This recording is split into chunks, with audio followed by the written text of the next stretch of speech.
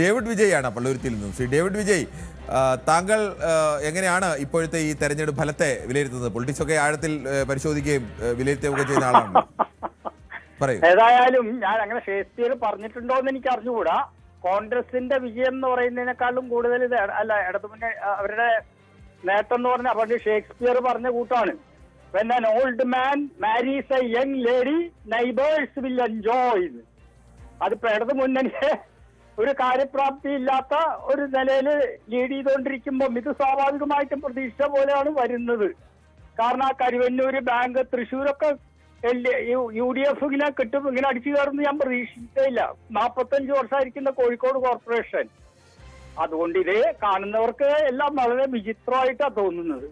അല്ല, നേരത്തെ ഒരു ചങ്ങായി നിങ്ങളുടെ അടുത്ത് പറയുന്നത് കേട്ടെന്തോ എന്താണ് ഏതോ ഒരു സംഘടനയുടെ പേര് പറഞ്ഞിട്ട് മതമൗലികവാദികൾ, ജമാഅത്തെ, അതുകൊണ്ടൊന്നും ഇത്ര വലിയ ഭൂരിപക്ഷം ഒന്നും കിട്ടില്ല. അത് ഒരിക്കലും ഉണ്ടാവില്ല. അത് ഒരു ന്യായീകരണം മാത്രമാണ്. ആ സംഘടനയ്ക്കൊക്കെ കേരളത്തിൽ അത്രയ്ക്ക് ശക്തി മാത്രമുള്ള സംഘടനയാണ്. ഞങ്ങളുടെ ഈ ഭാഗത്തൊക്കെ എന്താണോ ഒന്നുമില്ല. ഇവിടെ തോപ്പുംപടി ഭാഗത്തൊന്നും ഭൂരിപക്ഷ സ്ഥലങ്ങളിലും, കേരളത്തിലെ മഹാഭൂരിപക്ഷ സ്ഥലങ്ങളിലും വിജയമോ പരാജയമോ നിർണ്ണയിക്കാൻ ശേഷിയുള്ള ഒരു സംഘടനയല്ല. പക്ഷെ ചില സ്ഥലങ്ങളിൽ അവർക്ക് അതൊക്കെ മര്യാദയ്ക്ക് പോയാൽ അവർക്ക് കൊള്ളാം. പിന്നെ വേറൊരു കാര്യം, BJP ഉയർത്തു വരേണ്ടത് ആവശ്യമാണ്. എന്തൊക്കെ ഫെഡറലിസം പറഞ്ഞാലും കേന്ദ്രത്തിലെ കക്ഷിക്ക് കുറച്ച് സീറ്റുകളും കുറച്ച് MLA സ്ഥാനങ്ങളും MP മാരെയൊക്കെ കൊടുത്താലേ നമുക്ക് എന്തെങ്കിലും പുരോഗതി ഉണ്ടാവും. അത് കാര്യത്തിൽ സംശയമില്ല. ഇപ്പൊ ട്രിവാൻഡ്രം എനിക്ക് വലിയ സന്തോഷമുണ്ട് BJPക്ക് കിട്ടിയതിൽ. അതുപോലെ തന്നെ മറ്റുള്ള സ്ഥലങ്ങളിലും ഒക്കെ ഒരു നല്ല പ്രബല കക്ഷി എന്ന നിലയ്ക്ക് അവർ വരണം. കാരണം കേന്ദ്രത്തിൽ എന്തായാലും എന്റെ നോട്ടത്തിൽ 10-25 വർഷത്തേക്ക് ഇനിയിപ്പം BJPക്ക് ഒരു ഓൾട്ടർനേറ്റീവ് അങ്ങനെ രാഷ്ട്രീയത്തിൽ അങ്ങനെ ഒരു കക്ഷിക്കും സ്ഥിരമായി എല്ലാ കാലവും ജയിക്കാം.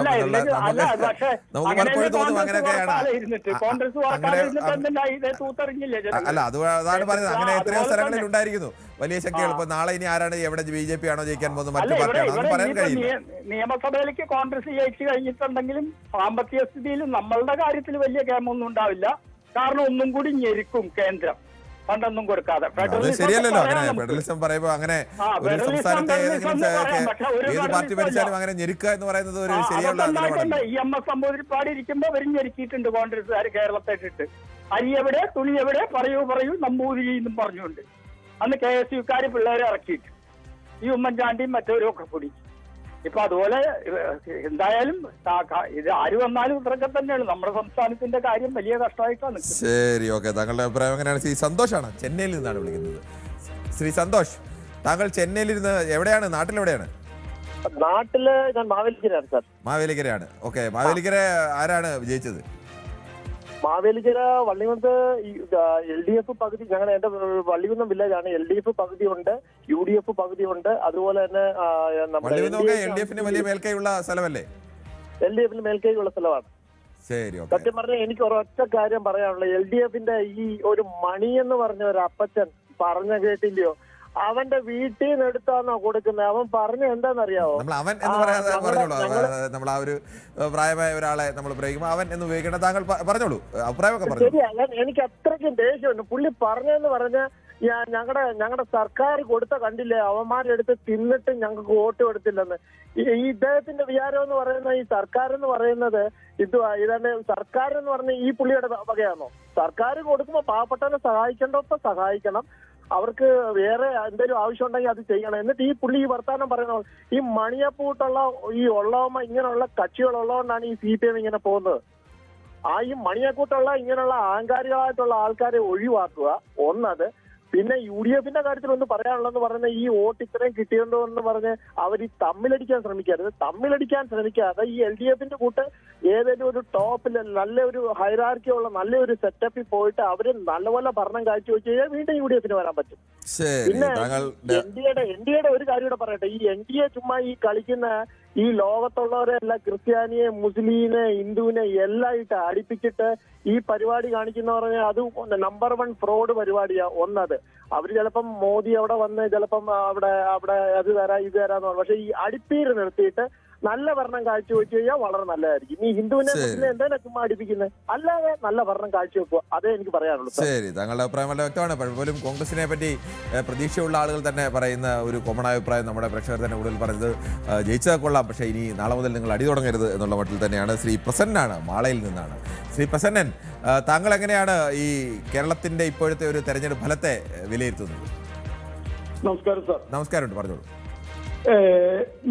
മൂന്ന് പോയിന്റ് പറയാം ഞാൻ. പറഞ്ഞോളൂ. അതായത് ജനങ്ങളിലൊരു അതായത് നല്ലൊരു വിഭാഗം അന്ധമായിട്ട് വിശ്വസിക്കുന്നവരല്ലാതെയും കുറെ ഭാഗമുണ്ട്. അവരുടെ വോട്ടുകളാണ് ജയത്തിനെയും പരാജയത്തിനെയും നിർണ്ണയിക്കുന്നത് എന്നുള്ളൊരു അഭിപ്രായം എനിക്ക് നേരത്തെ ഉണ്ടായിരുന്നു. അത് ഇവിടെ ഫലപ്രദമായിട്ട് സംഭവിച്ചിട്ടുണ്ടെന്നാണ് ആദ്യത്തെ അഭിപ്രായം. രണ്ടാമത്തെ അഭിപ്രായം എന്ന് പറഞ്ഞു കഴിഞ്ഞാല് ജനങ്ങൾ ഇപ്പൊ ഞാൻ പണ്ട് തൃശ്ശൂരിൽ നിന്ന് തിരുവനന്തപുരത്തേക്ക് പോയപ്പോ ഫാസ്റ്റ് പാസഞ്ചർ എന്നാണ് പേര്, പക്ഷേ വണ്ടി മോശം, ഡ്രൈവറും മോശം. അപ്പൊ എനിക്ക് തോന്നി ഈ വണ്ടി അവിടെ സമയത്തിന് എത്തൂല. അപ്പൊ ഞാൻ എറണാകുളത്ത് വെച്ച് ആ വണ്ടിയിൽ നിന്ന് ഇറങ്ങി വേറൊരു വണ്ടി കയറി യാത്ര ചെയ്യേണ്ടി വന്നു. എനിക്ക് ആ ബസ്സിനോടോ ഡ്രൈവറോടോ കമ്മിറ്റ്മെന്റ് ഒന്നും ഇല്ലാത്തതിന്റെ പേരിൽ ഞാൻ അങ്ങനെ മാറി കയറി. പിന്നെ ലാസ്റ്റ് പോയിന്റ്, നമ്മുടെ ഈ ഇലക്ഷൻ റിസൾട്ട് കഴിഞ്ഞതിന് ശേഷം 1,10,00,000 മുടക്കി പുതിയ വണ്ടി വാങ്ങുന്ന കാര്യം തീരുമാനിച്ചാൽ മതിയായിരുന്നു എന്നുള്ളൊരു അഭിപ്രായം എനിക്കുണ്ട്. പിന്നെ ആര്യ രാജേന്ദ്രന്റെ ഒരു ഘടകം തിരുവനന്തപുരത്ത് കാര്യമായിട്ട് സഹായിച്ചിട്ടുണ്ട് എന്നുള്ളതും എനിക്ക് ഒരു അഭിപ്രായമുണ്ട്. ശരി, ഓക്കെ. താങ്കളുടെ അഭിപ്രായം വളരെ വ്യക്തമാണ്. നമുക്ക് മറ്റു പ്രേക്ഷകരിലേക്ക് പോകും മുമ്പ് റിസൾട്ടുകൾ, ജില്ലാ പഞ്ചായത്ത് കോർപ്പറേഷൻ റിസൾട്ടുകൾ വേണമെങ്കിൽ അവസാനം ഒരിക്കൽ കൂടി അപ്ഡേറ്റ് ചെയ്യുന്നു. തിരുവനന്തപുരത്ത് LDF 29, UDF 19, NDA 50, ADESH 2. കൊല്ലം LDF 16, UDF 27, NDA 12, ADESH 1 എന്നുള്ളതാണ്. കൊച്ചി LDF 20, 46, UDF 6, NDA എന്നുള്ളതാണ് കൊച്ചിയിലെ ഫലം.